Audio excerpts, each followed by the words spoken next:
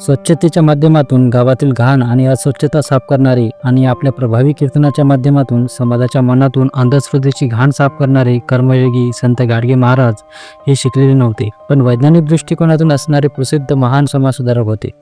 स्वच्छता आणि दीनदलित व पीडितांच्या सेवेसाठी त्यांनी आपले संपूर्ण आयुष्य दिले. ते आपल्या कीर्तनाच्या माध्यमातून समाज प्रबोधन करायचे. त्यांनी समाजाला शिक्षणाचे महत्त्व पटवून दिले आणि स्वच्छता तसेच चारित्र्याची शिकवण दिली. त्यांचे विचार माणसाला आपल्या वागण्यावर विचार करायला लावणारे आहेत. देवाच्या नावावर लोक काय काय करतात आणि कसे ते देवाला जगात नाही तर दगडात बघतात हे त्यांनी सांगितले आहे. संत गाडगेबाबा यांचे पूर्ण नाव डेबूजी झिंगराजी जानोरकर होते. त्यांच्या आईचे नाव सखूबाई होते.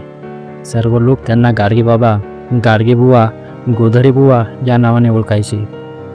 त्यांचा जन्म 23 फेब्रुवारी 1876 अमरावती जिल्ह्यातील शेनगाव येथे झाला. त्यांचे बालपण मामाकडे गेले. मामाकडे शेती होती. लहानपणापासूनच त्यांना शेतीत रस होता. विशेषतः गुरे राखायला त्यांना फार आवडायची. गुरे राखणे, नांगर चालवणे असे शेतीतील कामे ते करायचे. स्वच्छता त्यांचा विशेष गुण होता. लहानपणीच त्यांचे लग्न झाले आणि त्यांना 4 मुली देखील झाल्या होत्या. पण ते घरदार संसार सोडून अवघ्या समाजाचा संसार सुधारण्यासाठी घराबाहेर पडले. 1 फेब्रुवारी 1905 त्यांनी घरादाराचा त्याग केला आणि संन्यास स्वीकारला. ते स्वतःजवळ नेहमी एक खराटा म्हणजेच झाडू ठेवायचे.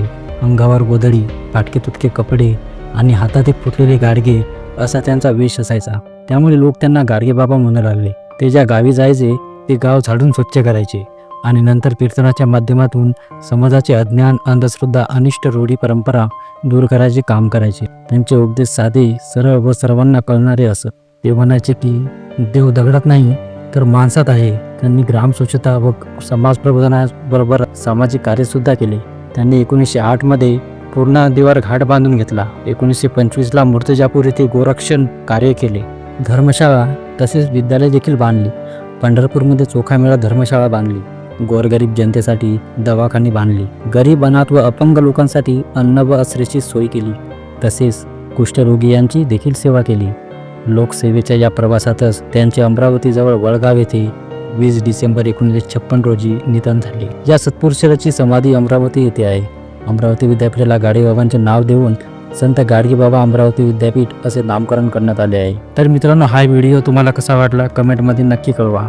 व्हिडिओला लाईक करा, सर्वांसोबत शेअर करा आणि अशाच प्रेरणादायी व्हिडिओसाठी चॅनलला सबस्क्राईब करा.